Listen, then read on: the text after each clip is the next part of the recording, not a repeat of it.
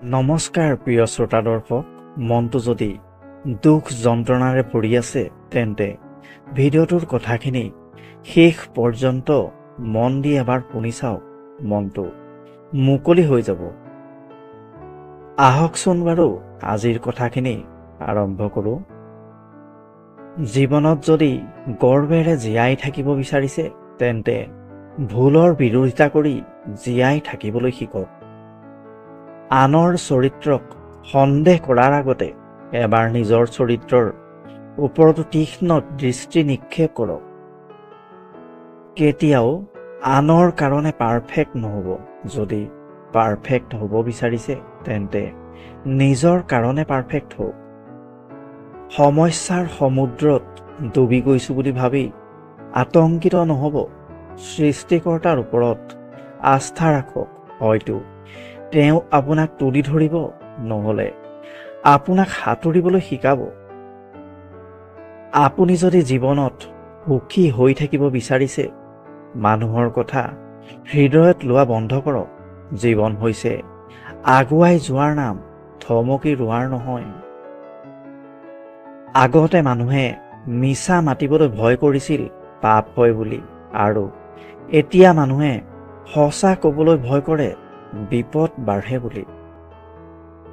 আপুনি যদি ক'ৰবালৈ যায়, সেই স্থানত ভুলতো বেছিদিন নাথাকিব। বেছিদিন থাকিলে আপোনাৰ সন্মান আৰু গুৰুত্ব কমি যায়। যিমানেই বয়স বাঢ়ি গৈ থাকিব, সিমানেই বুজি গৈ থাকিব যে এই পৃথিৱীত প্ৰয়োজন অবিহনে কোনো কাৰো আপোন নহয়। তৰ্কতকৈ নীৰৱতাই ভাল। প্ৰতিশোধতকৈ ৰাস্তা সলনি কৰি আগুৱাই যোৱাই ভাল, আৰু স্বাৰ্থপৰ মানুহৰ সংগত থকাতকৈ অকলে থকাই বহুত বেছি ভাল। পৃথিৱীৰ সকলোতকৈ শক্তিশালী প্ৰতিশোধ হ'ল মনে মনে থকা। সেইবুলি আপুনি হাৰি গৈছোঁ বুলি নাভাবিব। মনত ৰাখিব, তেওঁক উত্তৰ আপুনি নহয়, সময়ে এদিন দিব মাত্ৰ। অপেক্ষা কৰক সঠিক সময়ৰ। সময়ে কয় কোন কাৰ কিমান আপোন। সময়ৰ সৈতে সলনি হৈ যায় অনেক প্ৰিয়জন। সময়ৰ লগে লগে বুজা যায় কোন আপোন, কোন পৰ, কোন বন্ধু বা কোন স্বাৰ্থপৰ। জীৱনত তিনিটা কথা সদায় মানি চলিবলৈ শিকক। বেছি আনন্দত কাকো কথা নিদিব।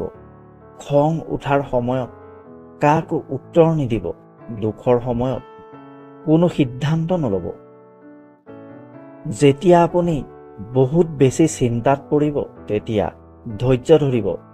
মনত ৰাখিব, ধৈৰ্যৰ চাবিটোৱে আপোনাক সুখৰ দুৱাৰ খুলি দিব। বিশ্বাস যেতিয়া এবাৰ ভাঙি যায়, তেতিয়া হাজাৰ সত্য কথাও মিছা যেন লাগে। যেতিয়া কাৰোবাৰ সৈতে প্ৰতিদিনে কথা পতাৰ অভ্যাস হৈ যায়, কাজিয়া কৰিলেও ভাল লাগে, কিন্তু সেইজনৰ সৈতে যেতিয়া এদিন কথা পাতিবলৈ নাপায়, তেতিয়া বহুত কষ্ট অনুভৱ হয়।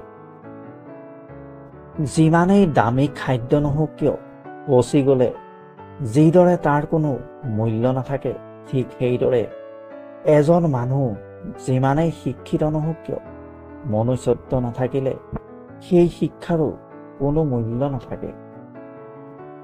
সময়ৰ লগে লগে যদি কোনো সম্পৰ্ক সলনি হৈ যায়, তেন্তে বুজি ল'ব সেই সম্পৰ্কত কেতিয়াও ভাল পোৱা নাছিল।